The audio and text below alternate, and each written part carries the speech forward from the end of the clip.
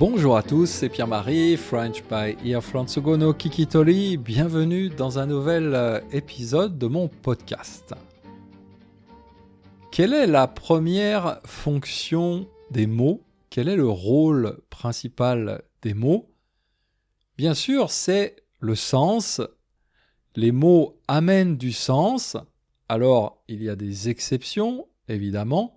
Les mots peuvent aussi être là seulement pour faire joli, comme par exemple dans la poésie, mais en général, on utilise les mots parce qu'ils ont du sens.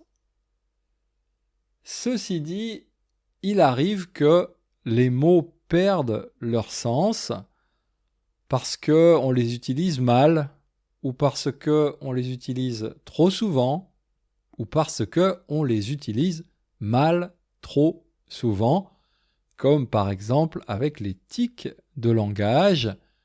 Les tics de langage, ce sont ces mots ou ces expressions qu'on dit machinalement, ça veut dire comme une machine, sans y penser. Donc ces mots, ces expressions qu'on dit machinalement dans certaines situations sociales. Aujourd'hui, je veux parler d'une expression française et d'un mot japonais qui ont perdu leur sens ou qui sont en train de perdre leur sens. L'expression française, c'est « bon courage ». J'en ai parlé dans ma dernière newsletter. Au fait, je fais une newsletter une fois par mois. Si vous voulez la recevoir, vous pouvez vous abonner sur mon site internet frenchbyear.com. Dans la dernière newsletter, j'ai donc parlé de l'expression française bon courage, parce que j'avais vu sur Internet une émission de radio avec un journaliste italien vivant à Paris qui m'a beaucoup amusé. On demande à ce journaliste qui s'appelle Paolo Levi quels sont les 3 tics de langage des Français qui l'énervent. Alors il donne plusieurs exemples, mais vraiment le tic de langage qui énerve le plus Paolo, c'est quand les Français disent « bon courage ». C'est vrai que ce bon courage, depuis quelques années, il est de plus en plus utilisé dans la conversation de tous les jours en France et dans beaucoup de situations. Vous partez au travail, quelqu'un va vous dire « bon courage ». Vous allez faire vos courses au supermarché? Allez, bon courage. Vous avez acheté un meuble Ikea et vous avez prévu de monter cette bibliothèque Ikea chez vous ce week-end? Allez, bon courage. Donc ce bon courage qui est un peu devenu comme un au revoir dans certaines situations, il énerve vraiment beaucoup Paolo Levi. En particulier, quand il va acheter son pain, il ne comprend pas que sa boulangère lui dise « bon courage » en lui donnant sa baguette. Il est vraiment très énervé, son énervement est très amusant. Je vous mettrai un lien vers la vidéo sur mon site internet. Les Italiens, en général, ils parlent de façon très animée. Ils bougent beaucoup, on dit qu'ils parlent avec les mains. Et alors, quand ils sont énervés comme Paolo, c'est encore plus animé. Il parle avec les mains, il est tout rouge, il parle avec tout le corps, il bouge la tête. On dirait tout simplement le volcan Etna, le volcan en Sicile, le volcan Etna qui se réveille. Et donc oui, vraiment, bon courage, ça énerve beaucoup Paolo Levi. Et en fait, je suis d'accord avec lui parce que finalement, quel est son argument à Paolo? Il dit « bon courage, mais bon courage de quoi? On vit dans la plus belle ville du monde, c'est-à-dire à Paris, dans un pays riche, en paix, dans une démocratie, mais bon courage de quoi en fait? Non, il faut garder cette expression bon courage pour des situations vraiment dangereuses, comme si, par exemple, il y avait la guerre. Voilà donc pour l'expression française qui perd son sens. Et je passe maintenant au Japon.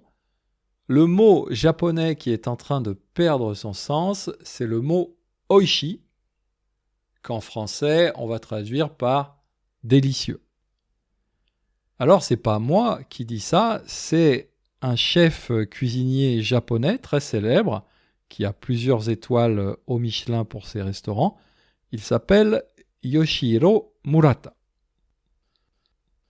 Donc Yoshihiro Murata dit dans une interview au journal Asahi Shimbun, je vous mettrai le lien aussi, qu'au Japon, on dit trop souvent oishi, on dit trop souvent délicieux, et il parle en particulier des émissions de télévision où certaines personnes, les animateurs des émissions de télévision, les invités, goûtent différents plats et vont systématiquement ça veut dire à chaque fois, ces personnes vont systématiquement et presque tout de suite dire oishi quand elles ont mangé quelque chose. Pour Monsieur Murata, ce n'est pas une bonne chose car il pense que oishi a un sens plus profond et devrait être moins souvent utilisé. Alors je n'ai pas la télévision chez moi, mais ça m'arrive de regarder la télévision de temps en temps au Japon, dans des restaurants, ou quand je suis en visite dans ma belle famille.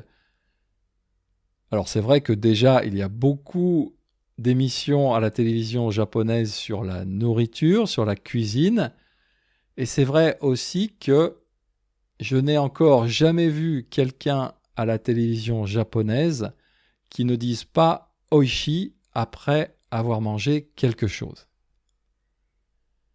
Je pense que si dans une émission de télévision comme ça, un des invités, au lieu de dire oishi, va dire c'est pas mal, mais personnellement, j'aurais mis un peu moins de sauce soja ou j'aurais ajouté un peu de piment.